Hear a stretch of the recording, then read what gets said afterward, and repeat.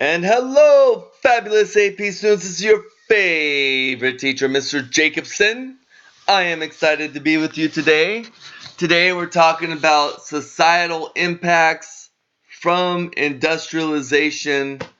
Things are changing. Industrialization will cause people to look at things differently and try to solve the problems that come with industrialization. That's what we're going to talk about. Let us begin. All right, so there are a lot of effects that happen in the urban areas. Okay, so as you remember, many families they left the poor rural farm life and migrated to the city, hoping to make a living as a factory worker. Now, workers crowded into shoddily constructed tenement apartment buildings. These are buildings that are often owned by factory owners because they were owned by factory owners and not necessarily by the tenants themselves. They probably didn't care so much about them, so that they became very run down and slummy. And so urban effects, with all these people moving into the city, we're going to see a lack of sanitation. We're going to see disease like cholera and typhoid, fires, crimes, violence, polluted water, open sewers. It's not going to be pretty, uh, because it was a spontaneous thing for people to just start moving to the cities because the jobs were there, which then caused more and more problems, which needed more and more reforms. So reforms that we also see are police and fire departments will start becoming more throughout the city. We have better drainage and sewer systems, cleaner water supplies, removing trash from the streets, and building standards to reduce fires and accidents when it comes to the buildings and the tenements that are going to be created. Okay, so now we're going to talk about effects on class structures. So you kind of have three rungs here. You got the pretty dang wealthy. These are people who are industrialists, people who are owners of large corporations. The captains of industry, if you will. Okay, and then you have the middle class. These are people who are what's called the white collar workers. They work. They don't work like with the machines. They work in the office area. They're handling books. They're literate. They're educated, and so they're not necessarily getting their hands dirty with the actual production, but more the overseeing of the and running of the factory. And then the third rung you have the working class.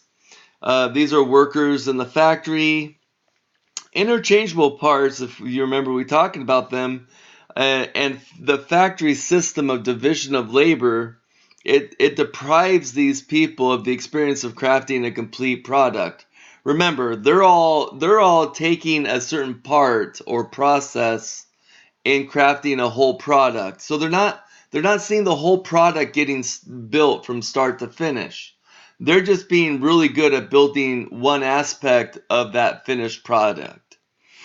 And so that kind of lowers their skill level to the point where honestly their wages don't have to be that high and they can be easily replaceable.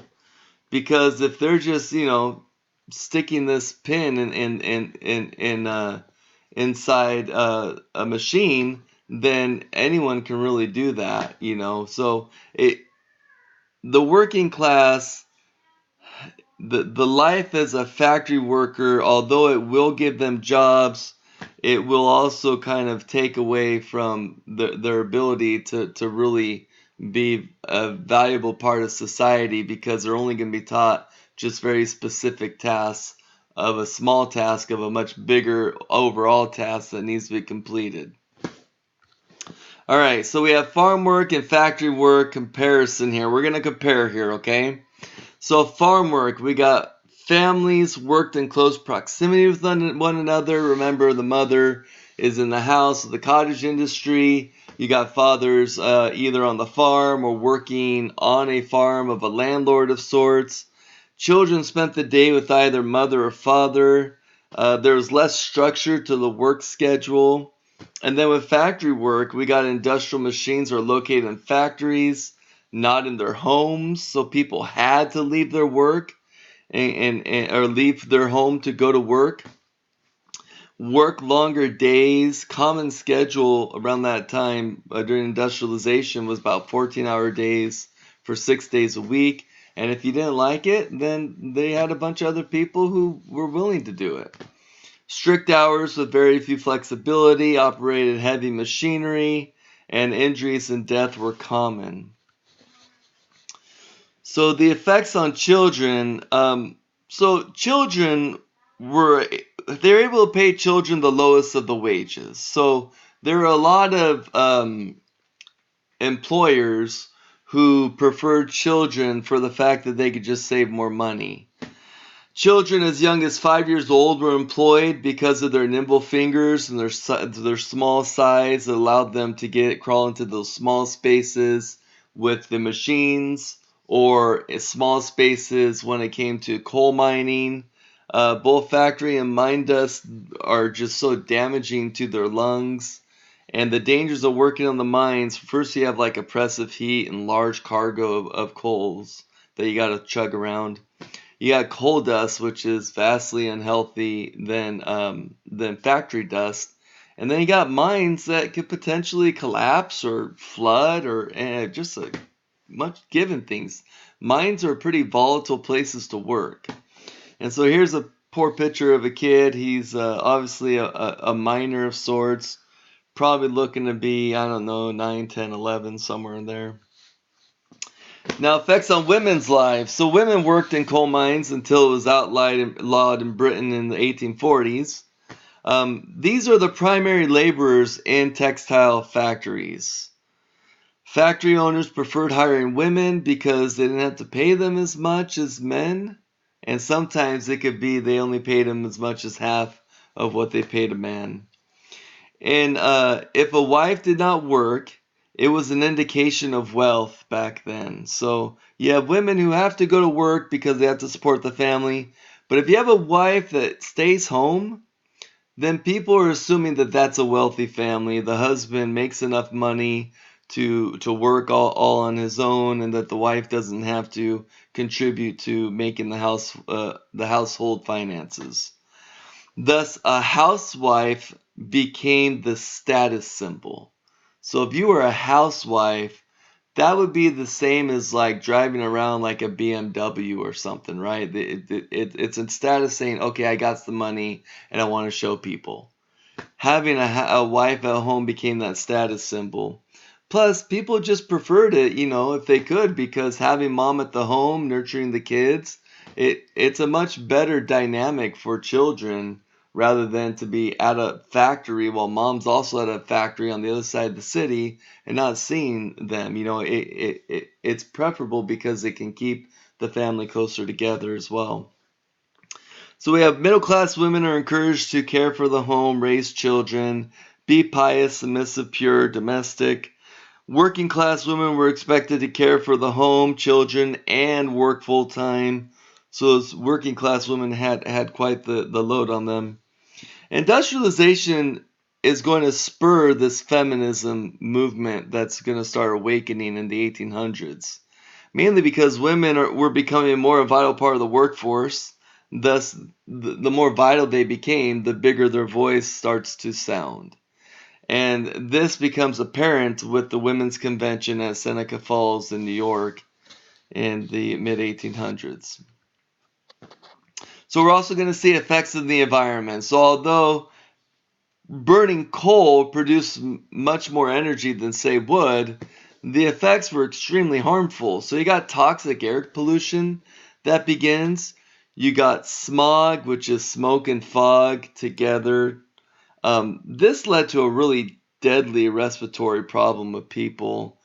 Water pollution, you got industries that are just dumping their waste into streams, rivers, and lakes, thinking it's going away. And then you got diseases like cholera, typhoid. They're just ravaging neighborhoods because of the unsanitary conditions the pollution, just a very unhealthy environment. So the environment will suffer in many of the urban areas because of the industrialization. So what are some of the legacies that come out of industrialization? Well, one, you got mass production. This made goods cheaper, more abundant, and more easily accessible to the greater number of people than ever before.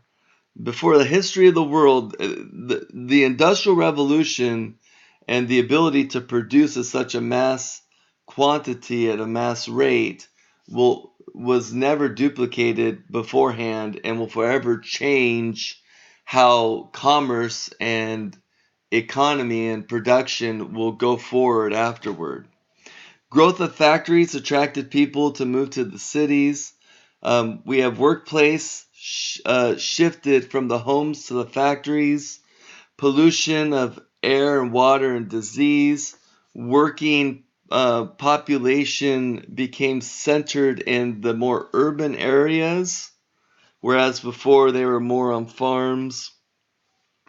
Family life was altered, I'd say drastically to a degree. Created new relationship between the workers and the owners because so before you did what the owner said, but now as because of industrialization and the abuses that occur, now we're going to start seeing things like labor unions, which will change the relationship between the worker and the owner. Global inequalities will increase as a result, and there'll be great and mass exploiting of overseas natural resources. So there's a lot of good, and there's also some bad that come with industrialization. But the one thing to know is that we call it a revolution because after the industrial revolution, nothing goes back to the old way anymore.